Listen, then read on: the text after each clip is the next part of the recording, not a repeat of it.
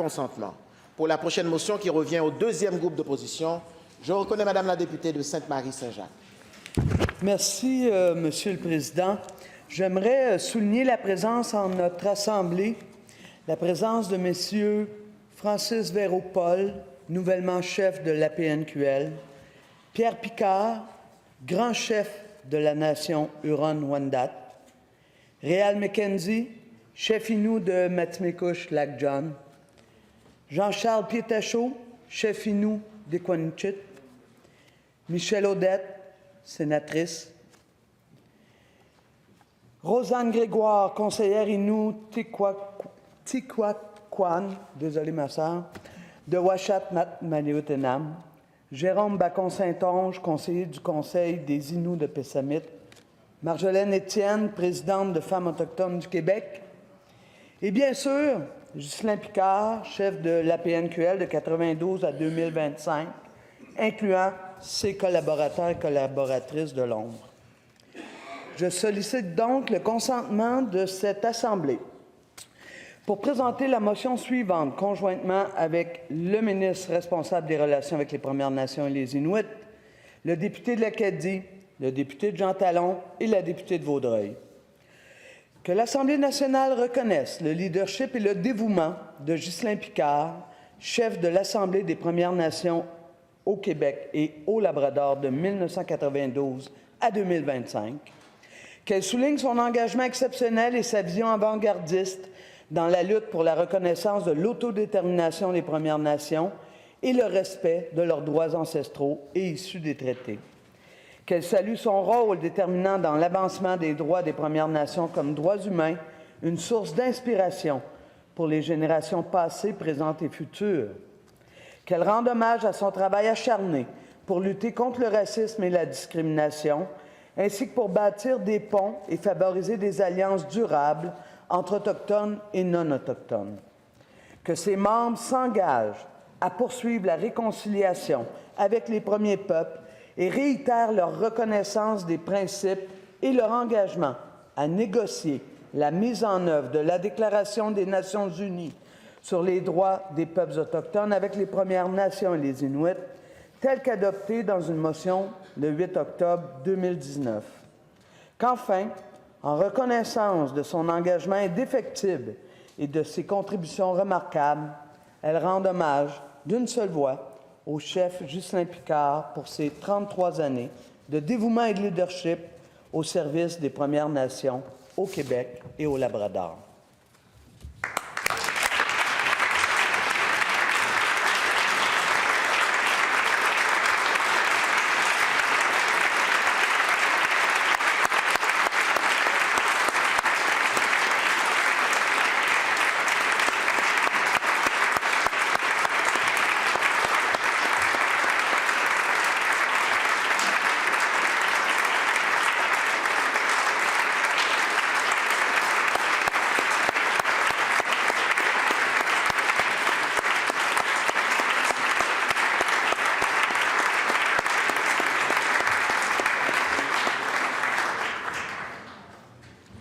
Y a-t-il consentement pour débattre de cette motion?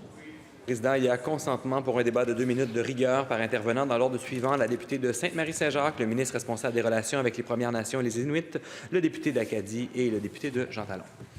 Alors, je comprends qu'il y a consentement pour un débat de rigueur de 2 minutes et je commencerai avec la députée de Sainte-Marie-Saint-Jacques.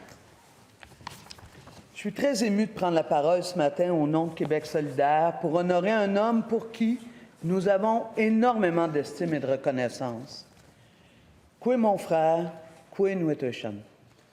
Depuis plusieurs années, je te regarde aller avec toute ta fougue et ta droiture.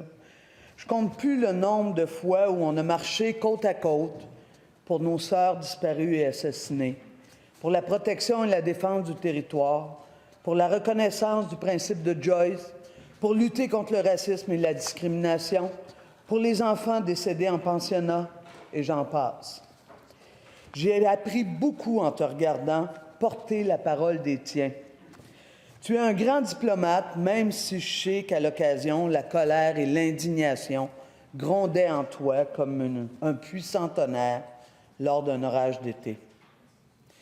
Depuis les 11 ans où je suis député, j'espère tout comme toi que la Déclaration des Nations unies sur les droits des peuples autochtones soit mise en œuvre pour qu'enfin vous soyez reconnus pour ce que vous êtes, les premiers peuples habitant cette terre qui nous a accueillis. J'espère tout comme toi que le racisme et la discrimination que vous vivez quotidiennement par le seul fait d'être autochtone soient chose du passé. J'espère tout comme toi qu'une bonne fois pour toutes, nous mettions en place des instances décisionnelles qui nous placeraient d'égal à égal, de nation à nation, dans les choix qui vous concernent et nous concernent. 33 ans de service des siens, c'est beaucoup de sacrifices, mon frère. Mais est-ce vraiment un sacrifice lorsqu'on défend les droits des nôtres, nos propres droits? Comme l'outarde à la tête d'un grand voilier printanier, tu cèdes désormais ta place de leader pour la suite de l'histoire se réalise. Cheneshkamitan, chef Picard.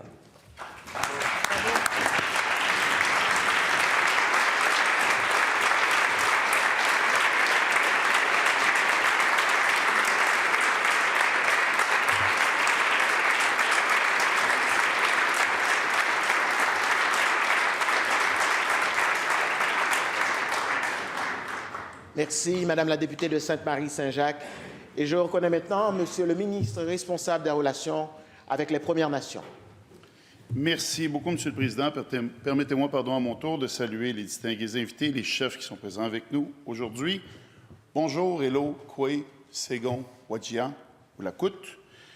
Le chef Ghislain Picard a débuté dans le monde des médias alors qu'il a cofondé la SOCAM, une société de communication atikamekw et montagnaise, dédiée à la diffusion d'émissions de radio en Atikamekw et en Inuit-Moon. Puis, après 3 ans comme vice-président du Conseil des Atikamekw et des Montagnais, il fait le choix en politique active, alors qu'il est élu pour la première fois à la PNQL en 1992. Et là, chers collègues, écoutez bien ça, il sera réélu à 11 reprises. Il est également président du conseil d'administration du musée McCord Stewart. Vous comprendrez avec moi, Monsieur le Président, que c'est dur de résumer un tel CV. Dès mon arrivée comme ministre, en pleine pandémie, on suivait la situation, Ghislain et moi, ensemble, à savoir comment se passait la vaccination et quels étaient les besoins des communautés. Ça nous a demandé de travailler différemment, ça nous a demandé de s'adapter. Et oui, la PNQL nous a poussé à aller plus loin, à innover dans nos façons de faire. Avec le chef Picard et la PNQL, on a organisé le premier grand cercle économique des peuples autochtones et du Québec en 2021 à Montréal. On l'a fait ensemble, Mamou. Et suite à cet événement-là, il y a plus de 300 co-signataires qui ont signé un engagement à aller plus loin. Et un des enjeux qu'on partageait, le chef Picard et moi, c'est de se dire, est-ce que c'est un fait de paille, ça va continuer? Monsieur le Président, je veux vous rassurer qu'il y a une douzaine d'autres événements. Encore la semaine passée, on parlait du sommet Connexion autochtone. Donc, ça avance et ça permet de faire la réconciliation économique. Notre projet important pour le chef Picard, l'École des dirigeants des Premières Nations, qui forme les leaders autochtones de demain. En terminant, Ghislain, pour toutes ces années d'engagement, je veux te dire merci. On n'a pas toujours eu les mêmes points de vue. Les échanges m'ont permis de grandir comme ministre, mais aussi comme humain. Tu peux être assuré avec Francis qui vient d'arriver en poste pour la suite des choses. Bon retour auprès de tes proches. Chinchkumitin, merci beaucoup, Ghislain.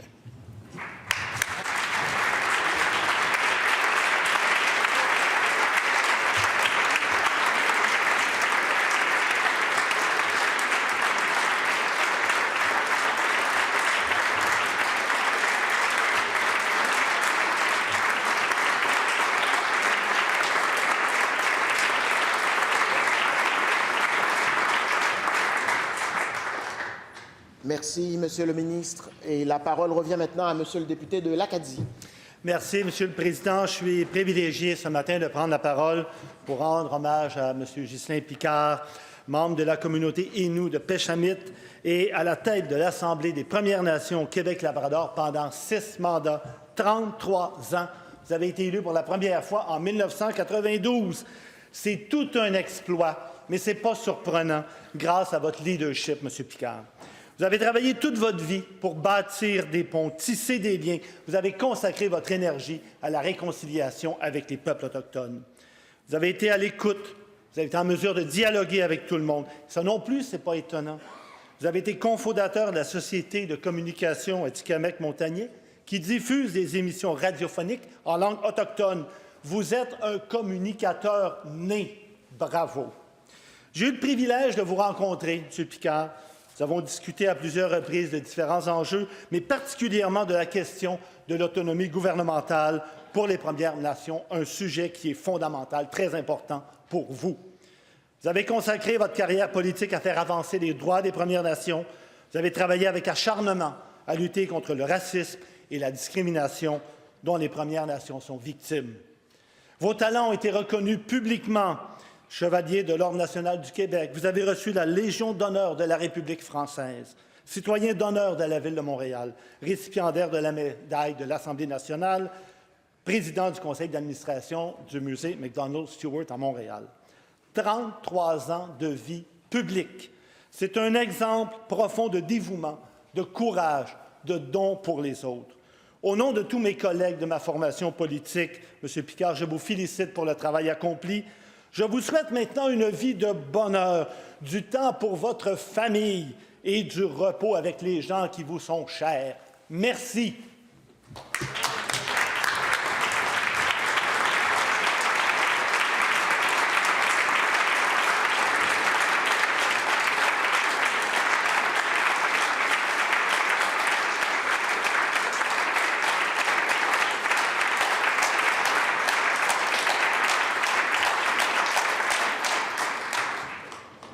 Merci, Monsieur le député de l'Acadie.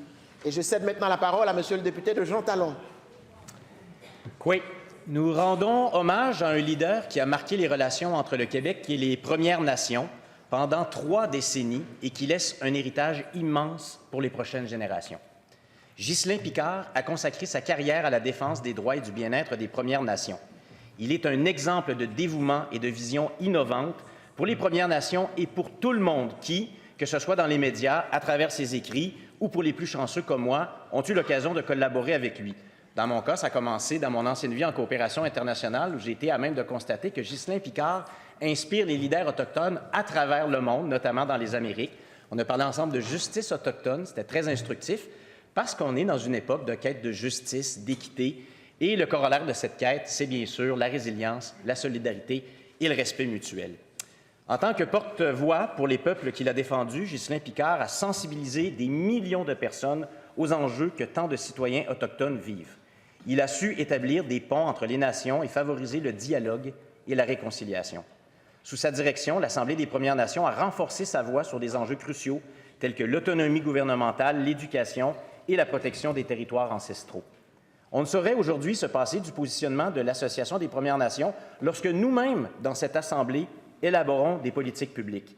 Ghislain Picard y est pour beaucoup. Pour nous toutes et tous qui représentons les citoyens, c'est une source d'inspiration. Monsieur Picard, Ghislain, après 33 ans à vous engager, vous entamez une nouvelle étape de votre vie. Notre Assemblée salue votre dévouement et vous remercie pour tout ce qui a été accompli et surtout pour tout ce que nous allons continuer d'accomplir dans le futur. Toutes les félicitations que vous recevez sont plus que méritées. Ne me reste plus qu'à vous souhaiter que vos prochains projets, quels qu'ils soient à la hauteur de vos attentes. Chinashkumitin, du fond du cœur. Merci.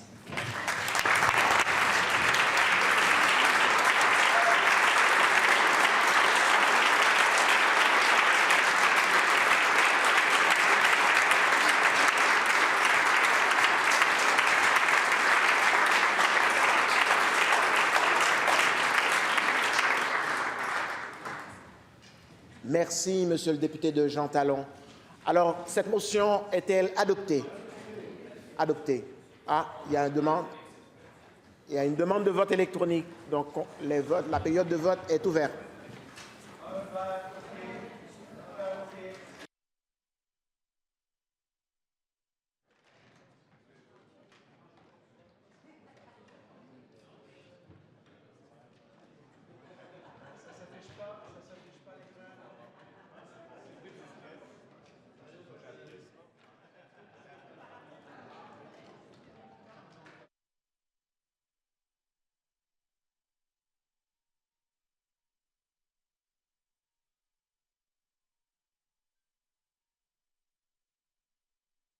La période de vote est terminée, Monsieur le secrétaire général. Pour 103, contre aucune abstention. Alors, cette motion est adoptée. Monsieur le député de Saint-Henri-Sainte-Anne. Merci, M. le Président. Une copie de cette motion peut être envoyée à M. Ghislain Picard ainsi qu'à l'Association des Premières Nations au Québec et au Labrador, s'il vous plaît. Ce sera fait. J'en profite pour saluer le chef Ghislain Picard et le remercier pour sa grande contribution. Et mes salutations aussi au chef Francis Véropol, ainsi qu'au chef et à toute la délégation présente parmi nous aujourd'hui.